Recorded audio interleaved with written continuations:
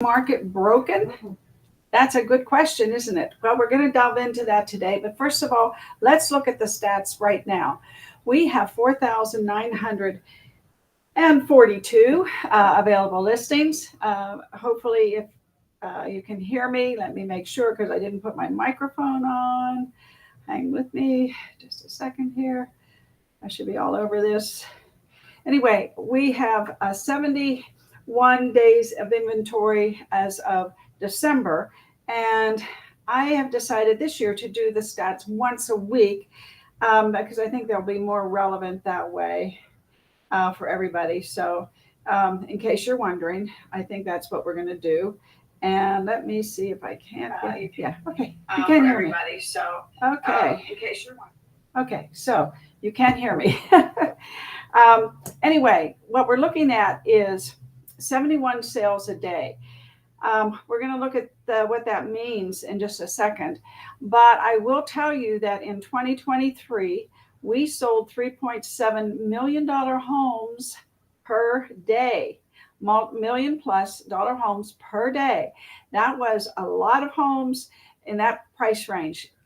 But last year we did 4.2 and the year before 4.6. But that we were at 2. And then we doubled in 2021. In 2020, we did 2. 2021, we did 4.5. And then in 2022, we backed off a little bit to 4.2. And now we're at 3.7. So we're still in that range, still in that 4 range. So I think that's really good for us, for our economy, and for the overall health of our economy. When you look at the investors, and got some slides to show you about the investor market. 24% of our market is investors. That's about 21 sales per day. And we've got, excuse me, what else is relevant here? 34% of our market is the market that is the median range, and it hung in there at 450, 455, which is okay. However, the first-time home buyers are being pushed out of the market with the interest rates. Instead of $1,600 a month, it's $2,400, $2,500 a month. So we've got that going on. And that's why we want to talk about, is our market broken? Because to buy a home, at this price range, you have to be making about $110,000, $115,000 per household. So that is something that we have to consider as we move forward and as we determine what is our target market going to be. And we're going to talk a little bit about listings and sales. And hopefully this is your year to list. We had a sales meeting the other day, and Jimmy Degg was saying, this is our year to list. We've got to have listings on our mind. And we have to be mindful of what's going to happen when the interest rates start to go down. Now, they've dipped a little. They're under 7, which is a good thing. That instills a little bit of consumer confidence. The Federal Reserve is likely to reduce it a little more during I would say the second quarter, maybe the end of the second quarter, which would be May or June. I think they'll do another quarter point maybe. Now there's speculation they might do a quarter point the first quarter, but we'll see. They're going to meet again here soon, and we'll report when they do. But what I did here, and let's see, let's put this one down. What I did here is I said, what is a normal real estate market? Well, a normal real estate market is based on 4 to 6 months of inventory. Okay, so 4 months at 71 sales per day would be 8,520 homes available on the market. That's normal. 6 months is what we used to see back in the maybe a decade ago. We saw 6 months. So we had like 12,780 homes on the market. And that did a lot of things. And that's why they call it a normal market, because you've got competition. So you don't have multiple offers. It keeps the home prices at a reasonable appreciation of 5 to 7%, not crazy 18% like we saw a couple 2 years ago. I think it's 2. And last year we appreciated pretty much. We started out at 435 medium price, and we ended up about 455. So that's not a big appreciation jump. And 2023 was a cold market. It really was. And we're starting out this year a little cold as well, but we see that with the interest rates and some of the things I'm going to show you happening in Vegas may change that. But what we have to be careful of, everybody, and we have to be careful that we don't continue to break the market. And what I mean is we've priced the first-time home buyer pretty much out of the market. It's lowest that it's ever been. I think 26% of the market is trying to buy their first home, not new homes, because they're pretty much out of that marketplace. Especially when we talk about first-time home buyers, we usually talk about the younger people, or the people that have been renters and now they're going to jump into home ownership. So it's a different, a little bit of a different, if you will, demographic. I could use that word for that. Yeah. So anyway, we now have 4,942 homes on the market. So I don't think we're sitting in a good place, because when that interest rate goes down, more people are going to want to buy. And what we need to be careful of, and I don't know how we're going to do this, is not increase the price because of competition. I don't know about you all, but I see our agents getting a lot this past year in 2023. I saw our agents getting a lot of lowball offers from investors. And I'm not saying that's good or bad. It's just a fact. This coming year, we're going to see some changes, hopefully, in the investor market. And I'm going to start the slideshow in just a second, because I want to bring out some points about what you need to think about in our market. But I really, really, really implore everybody to please start farming. Get your database together. Start reaching back to your past clients. Because when this market breaks loose, you want them to remember you. Oh, I just talked to Leslie in January. I just talked to Linda in February. I just talked to talked to Dan, in February, and so now you're sitting around, March, April, May, and they're thinking about you. So now's the time to reach out to people. A personal note or a phone call. Phone calls are best. Even a text saying you'd like to talk to them. We use the hook about, that I did a Zestimate on your home and it's worth, $525,000. I have a different number. If you're interested, give me a call, or I'll call you, however you want to word it. But the Zestimates, if you go into your farm and you start doing a Zestimate on the homes in there and knowing what their value really is, see if it's different. It could be higher, it could be lower. It depends on what's been going on. But it's a good way to get people to call you, because they're curious, and because then you're giving them value. You're not just saying, hey, I want to sell your home. You're saying, Zillow has a Zestimate of this in your home. I think it's different. Please give me a call and I'll give you that information and whatever else you're going to say. And if you're already sending them items of value or personal notes, that call will probably be just gratefully received, I should say. Now, let's look at what's going on here a little bit. I'm going to go through these slides fairly fast. I have 40 slides, and I'm going to roll through them, and then I'll put them in the group. If you're not a member of the group, just go over to Facebook, join the group, or you can join my email mailing, and there's a link in the YouTube description for that, and also I will put it in today's comment section of the video. Okay, so let's go here and see what we have. By the way, it's good to be back.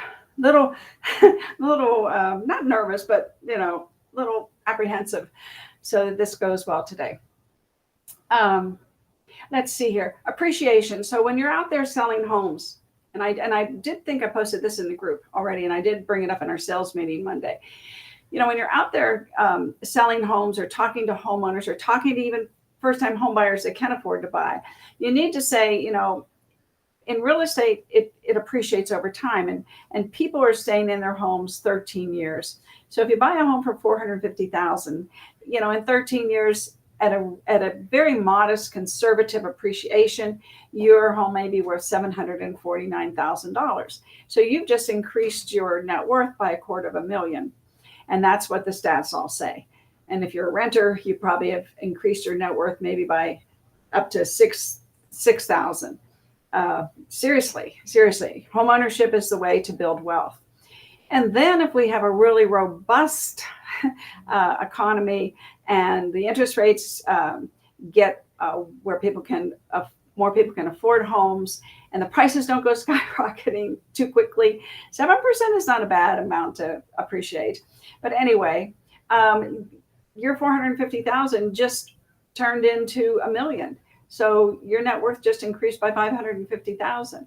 So this little chart can be a great tool when you're talking to buyers and sellers. Then let's see, what do we have next here? We don't need that slide. Okay, so pent-up sellers can't wait any longer. So what happens over 2 years? And here's what happens over 2 years. This is why you need to farm. If there's ever a slide for you to just keep in front of you on your desk or wherever you work, keep this in your mindset. Mindset is everything, right? So pent-up sellers cannot wait any longer. Why? Well, every 2 years, there's 7 million newborn babies. What does that mean? People need more room. There's 3 million marriages. What does that mean? People want to buy a home. They now have 2 incomes to put together to be that minimum of $110,000, $113,000 for the household to be able to buy a home, a medium-priced home. 1.5 million divorces. Well, what happens there? People sell their homes, move different places. Could be they want to sell that home and they each want to buy another home or something like that. So that causes sellers wanting to sell. And then 7 million people turn 65 years old. Yeah, that's every 2 years. That's a lot every day. And these people have money. So these are the people that I would, if I were back in the market like you are, I would be going after the seniors, the baby boomers. And then, unfortunately, there's 4 million deaths every year. So when people lose a family member, sometimes they want to move, they want to sell. And then there's 4 million net new jobs every 2 years. So that means people can become a homeowner, or maybe buy a bigger home or buy a more expensive home, maybe buy in a better location, whatever. And then there's 50 million job switches. So those are all things that cause sellers to want to sell. And that's what's going to happen. And that's what's been happening, especially when you think of last year when we didn't have a lot of sales. We really didn't. We didn't have a lot of sellers. It was a cold market. So this is something that you really need to keep in the back of your mind. And when you're selling people homes, when you're doing listing presentations and you show something like this, you say, not only is this good for you, but this is good for the people that may want to buy your home. This generates buyers as well as sellers. So don't ever forget that. So why didn't you get the listing? That's always a good question. And I think the answer is, and Jimmy in the sales meeting didn't really elaborate too much on this, but I really think it's a lack of skill. I think that if we present ourselves with a great listing presentation, showing how we market, showing that we're on YouTube, that we're on Instagram, that we're on LinkedIn, that we're on Facebook. So maybe now's the time for you all to get yourselves across the platforms, get a Google business profile, so that when you go to that listing presentation, you can show them, here I am on Google, here I am on LinkedIn, here I am on Instagram, here I am on YouTube, here I am on Facebook. And you need to perhaps preview some listings and do some videos so that you can show them that you know how to video a listing. People like that. And a lot of people aren't doing it. And that's what you want to do, the things that other people aren't doing. I'm not going as fast as I probably should be through these slides. I put this in the group, and this is a fella that says if it's not written down, it's not going to happen. And of course, we all know that we need a business plan. It's not too late. It's never too late to do a business plan. Things change in life, so your goals change. Your motivation changes, your enthusiasm changes, your energy changes. There's all types of things that happen, especially if you started this year out with a workout program. You'll be surprised how much energy and enthusiasm that puts into your day. And so you might want to change your goals. So it's never too late to do your goals. Never too late. So where are you and where are you going? Well, let's consider, we just talked about the pent-up sellers, and let's look at what's happening in Las Vegas. And I want to separate ourselves from the rest of the country because we're different. I mean, can you imagine being in a place where there's no new homes being built? Well, guess what happens? I mean, there's probably no new homes being built because the builders know that there's not a lot of jobs being created. And when you look at all the builders in our town that are buying land and that are actually have getting permits and have their business plan all done for how many houses they want to build this year. Why do you think they want to build all those houses? Because they know people are coming to Las Vegas. Yes, there's 20 some projects on the docket right now. So Jim Rhodes, let's put him in a better light here. Jim Rhodes cleared a significant hurdle for the first phase of his master plan community project after he received preliminary approval to construct more than 400 single-family homes on a parcel just under 700 acres. Okay, what's the math there? 700 divided by 400. What are we talking about? We're talking about home sites, 1.7 acres. Now, let's say because of infrastructure and easements, perhaps that's 1.5 acres at the end of the day. But how wonderful is that? Everybody wants more land. So he really pulled it off. He really did a really, really good thing. And then we have only 14% of consumers believe it's a good time to buy. And that is a very low new survey out of Washington, D.C., out of Fannie Mae and Freddie Mac. And that's what they're saying. And I don't, Fannie Mae is saying that, not Freddie Mac. I don't believe that. I think it's bad press, personally. And what you probably should do is go to your NAR and NAR.realtor, or is it realtor.org? I always forget. But anyway, go to NAR and get your home buyers and sellers generational trends report, because it's going to tell you a lot of things about, what's happening in the landscape of our demographics, because that's what I tried to show you at the beginning. The pent-up sellers are selling. Well, what else? So who's going to buy these homes? Well, you need to have your finger on the pulse of that, and you need to be able to express that when you're doing a listing presentation, and put yourself as the knowledge broker of your industry. And you can tell people the percentage of first-time home buyers is the lowest ever, and that's 26%. And oops, I gotta hide this and get to my second. Let's see, second. Hold, please. There we go. So you got the millennials out there. 26% of them are probably going to be first-time home buyers. And then you have 89, let's say 90,000 centurions out there. Out of a U.S. population of approximately 336 million in 2021, there were 89,000 centurions. That's 100 plus years, or a prevalence of almost 3% of the population. That is going to play into the number of deaths probably in the next 2 years, if I had to think of that. So what are the seven generations called? The greatest generation, born 1901 to 1927. The silent generation was born 1928 to 1945. The baby boomer generation, that's me. I was born in 1947. My husband was born in 1946. But that generation was 1946 to 1964. And then Generation X was born 1965 to 1980. The millennials, 1981 to 1996. And Generation Z, 1996 to 2012. And then the Gen Alpha, born 2013 to 2025. Now, why do they do this? Why do they tag people? Because they become demographics of all types of things. And so they group people because they have found over time that age has everything to do with what people do. It's that simple. Nothing more complicated than that. So the largest generation cohort of buyers was the boomers. Yes. So 60 to 78 years old. And the question, I guess, is, or was it the millennials, the 28 to 43-year-olds? What do you think?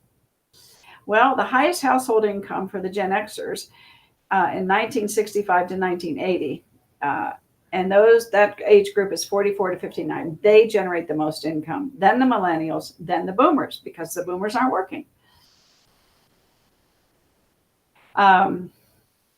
Okay, next topic. Can Congress stop big companies from buying up homes? Well, Congress realizes that homes, we don't have enough inventory. We normally, let's see, I think Brian Buffini and Dr. Young said, normally we have between 1.4 and 1.6 million homes available across the United States. And we have less than a million. And I don't have the accurate number, but it's way less than a million available homes. I just told you we have 2 months of inventory versus 6 months. And that's a big change. You know, you go from 40, let's say it's 5,000 available homes versus 12,000 available homes. And that'll tell you, if you use that just as a tag right now, you can see 1.5 million homes on the market is half of that. So, yeah. So one of the things Congress is going to start to do is they're going to say that they don't want the hedge funds to buy single family homes. And we're not talking condos, we're not talking fourplexes, we're talking single family homes. So the proposed legislation aims to help U.S. homebuyers who can't afford to outbid deep-pocketed institutional investors. And we know we get these. I mean, you put a property on the market and you get an instant offer, all cash, close in 7 days. And of course, it's lowball. It's an investor. It's a hedge fund. And that's what they do. They just go out there and they're just scraping the MLS, for a live one, so to speak. So earlier this month, and that wasn't this month, actually, that was last month, in response to the growing U.S. housing affordability crisis, Democratic lawmakers from both houses of Congress introduced bills that, if passed, would ban hedge funds from purchasing single-family housing. And that was Chris Clow of Housing Wire reported that last month. And they would be required to sell off single-family homes they own over a decade. So they are saying, okay, hedge funds, you'll have a single family home over the next 10 years, you have to sell those homes. Yeah. Legislation that restricts foreign owned. Let me back up. Let me just tell you something. I just thought of something. John and I bought a condo several years ago, and people said, well, why not buy a single family home? And I think that there's going to be a big demand for condos. And I know what we paid for it. I know what it's worth now. And it slides into that category of first-time home buyers. And so that was, and John is such a visionary. And so that was his thinking. His thinking was, and I think this was during the pandemic. I know we bought prior to the pandemic, I believe. But anyway, his thinking was that over time, with the prices going up, and he predicted back in the when we had the foreclosure boom or bust, whatever you want to call it, he predicted that. We went out and bought a bus and made it the foreclosure bus. We were on TV. We were everywhere with the Las Vegas foreclosure bus tours. And we went out and bought an old school bus, had it borrowed $36,000 from the bank. And we retrofitted the bus and had it all wrapped to be the Las Vegas foreclosure home tour with our phone number to call for a tour. That thing was packed. We kept our agents happy. That was his, we had a big team back then. And the thing was, we needed to keep supplying the team with business for the good of all of us, them and us. So it was a good thing. So then when the prices started going up so drastically, he said, we should buy a condo because at this rate, we need to be affordable to not only the renters, but people when we want to buy or sell, which will be in a few years. We want to make an appreciable amount of money for our retirement. So I thought it was a good idea. So anyway, when they sell off these homes, my point was going to be, they're probably going to be buying condos and fourplexes. Yes. Yes, they're going to move their money, 1031 it, which is another thing y'all need to know about if you don't already. We do a class about once a month on it. Really good. Sheila from Arizona, Old Republic, has a 1031 tax exchange facilitator company. Awesome class. Anyway, legislation that restricts foreign ownership of land within their states by governments, individuals, and or entities associated with certain identified foreign adversaries of the United States. Of course, we're talking about China to begin with. That's the biggest one. Okay, let's see. That was the second 10. I'll go to the third 10. I had to do this because the PowerPoints are so big, and 50 megabytes is as much as they can handle. So anyway, the list of states that have enacted such legislation last year included Alabama, Arkansas, Florida, Idaho, Indiana, Louisiana, Mississippi, Montana, North Dakota, Oklahoma, South Dakota, Tennessee, Utah, West Virginia, and Virginia. So they have enacted legislation that the hedge funds have to sell their homes, their single family homes, in the next 10 years, and they can't buy any more. So that's good news for these states. And how can you turn that into money for you, business for you? How can you reach out to perhaps people in these states? If you don't have a referral network of agents, you might want to think about that. An additional 20 states have introduced bills that would regulate foreign ownership of real estate. So things are brewing, things are brewing, and things move quickly. It doesn't take a century anymore to make things happen. I'm just bringing this up because I don't know why we had our real estate, and I love Lee Barrett. I don't know why they were saying that 24 real estate uncertainty. Area agents watching Fed move supply of homes for sale. I think probably Lee said something brilliant because he is brilliant, but I don't like the headline, and I don't think that was his headline. Of course, that was whoever wrote the article, because we're not like the rest of the country. And then experts agree that it is now a good time to buy a home. So Jimmy Googled that, and this is what came up. 4 reasons it's a good time. Should I buy a house or wait? Is it a good time? Mortgage rates are falling. Will 2024 be a good time? Is now a good time to buy? I think I showed you the Barbara Cochran's video. I think that was in October, where she said this is the best time to buy a home. Well, there's some truth in that, because if prices start going crazy, which we don't want them to do, you might, you live in the payment. I understand that. But when the rates go down, that payment's going to go down because you paid less for the home. So there's more to the story, not just to live in the payment. Economists exist to make astrology look respectable. I guess. Okay. What's going on in Vegas? 24 things are coming to Vegas. I mean, if you go to the Las Vegas Review Journal, they have the online version, and you look up at this. Let's see, the date on this one was oh dear, when was it? Doesn't say, does it? Today's edition, it's not up there. Anyway, I'll post the link to it, because you need to know what's coming to Las Vegas. It's important, because that's what's driving our economy. So here's some of the things. Delaware company buys industrial project in North Las Vegas for $115 million. They're gonna build 1 million square feet of industrial space. Jobs, kids, jobs.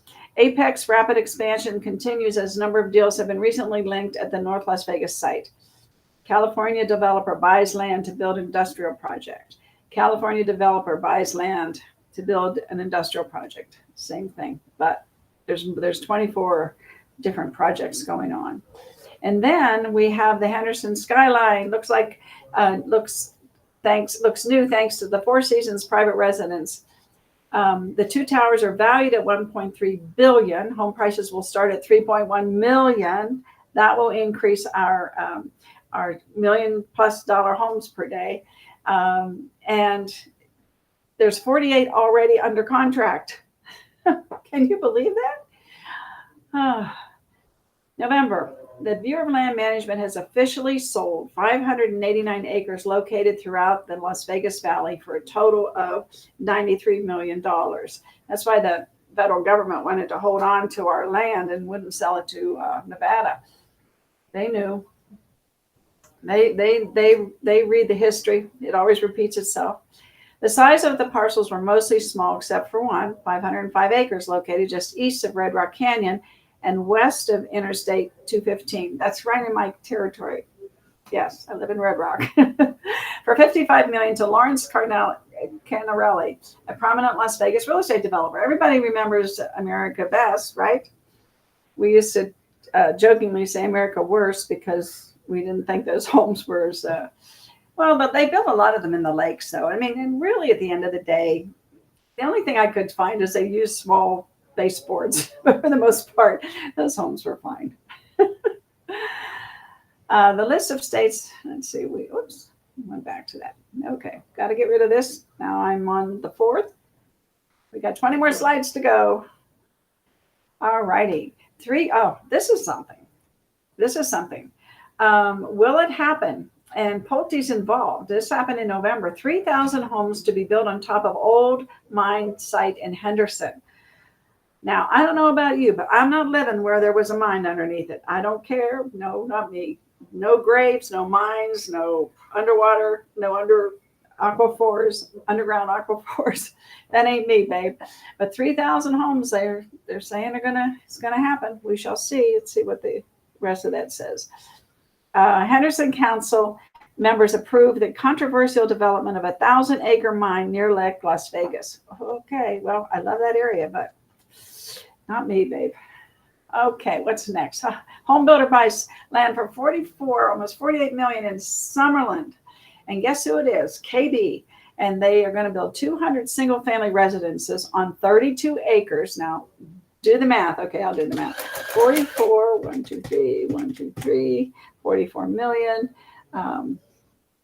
divided by 32.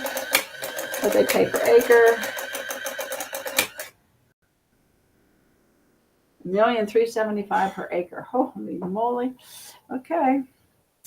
Well, be interesting to see how much those homes cost. That's what you got. That's why I reverse engineer it. Okay, so if I paid that much per acre, how much do I have to make? I'm sure there's a formula that you could probably Google.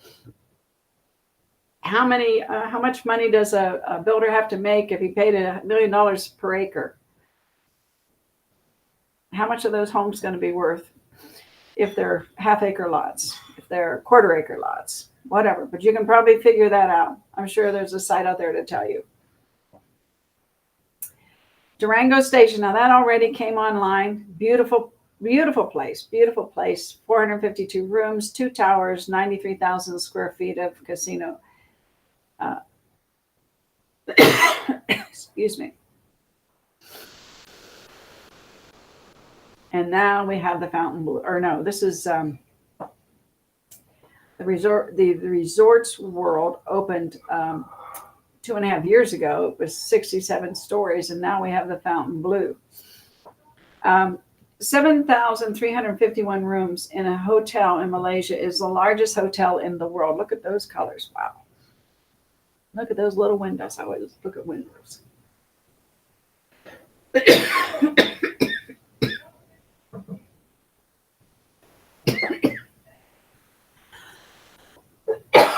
Excuse me. Talk too much. So look at this chart while I cough.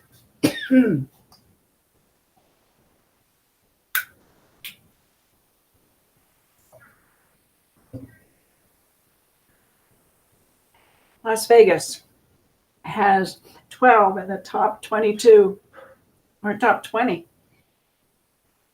13 in the top 21 largest hotels. That's pretty cool. 67 acres. Station Casino is going to build another resort towards Apex. I think it's out toward Lucy Road. And downtown, they're building a 32-story condo building. Wow, 32 stories? Holy mackerel.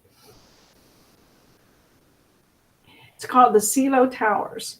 It's 32 floors. Each of the 240 residents and 8 penthouses seamlessly blend refined contemporary interiors with expansive floor-to-ceiling windows and that frame the unprecedented Las Vegas views. Oh my, that should be something. I think our company's taking a tour down there on the 22nd. All right, now we have our last slide. I lost a lot of viewers probably because you can come back and watch this. I know it goes long. However, it's exciting. It's exciting stuff. Okay, here we go.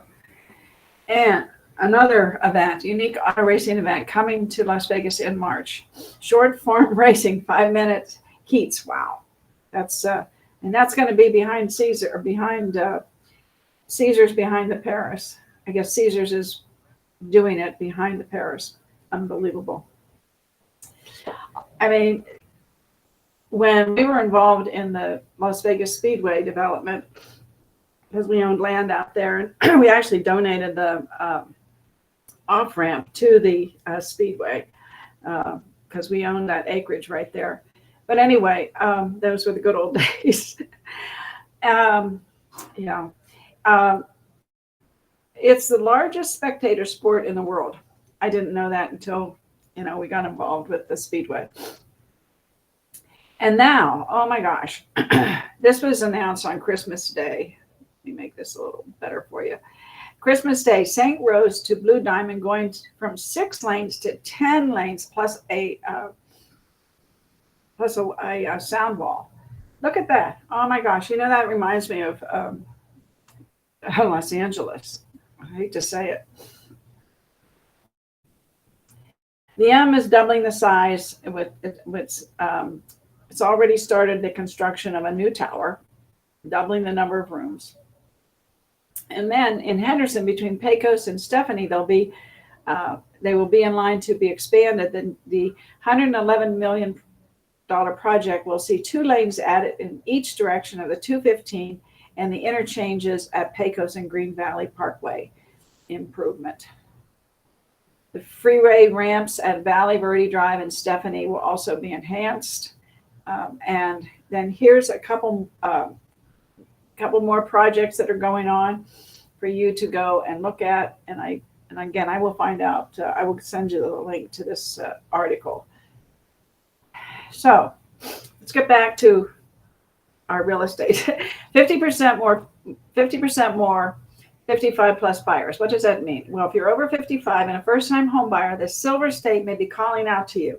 According to an annual analysis by Construction Coverage, 29.1% of Nevada home buyers were 55 or older, compared with a national average of 20.7%. Now, we talked a little earlier about, the boomers not being the highest income producing, but guess what they have? They have cash. They have savings. They got 401ks that they can cash in or they can use to buy a home. So, and they can do reverse mortgages. So, yeah, that all blends into this. And of course, 1/3 of our population is already 55 and over. And that's why Sun City keeps building, because there's a lot of 55 plus buyers and renters out there. So keep that in mind when you're trying to figure out your goals and your targets. It's not a bad target. So Oakview Group is one of the world's largest stadium builders and operators. Its recent projects include the home for the Seattle Hockey League expansion franchise, New York Islanders' new arena in Elkmont, New York, and the University of Texas Moody Center in Austin. I think this is saying, who do you think is going to build the stadium for the baseball for $10 billion? Probably them. I would bet on them. So something or some things unexpected. Aren't surprises grand? Yes, we live in a grand place, and we're blessed. And I will see you tomorrow. I will do my stats show. It won't be as long as today. And we're going to talk a little bit about what Elon Musk is doing here. And I will see you all. I love you. Please comment, share, like, give me some love, please. I would really appreciate it. I tend to be, I was so inconsistent for the past several months, but I'm back. I'm back. And then my platform went down once I was ready to come back. So things are all put back together, right? You don't quit, right? We just don't quit.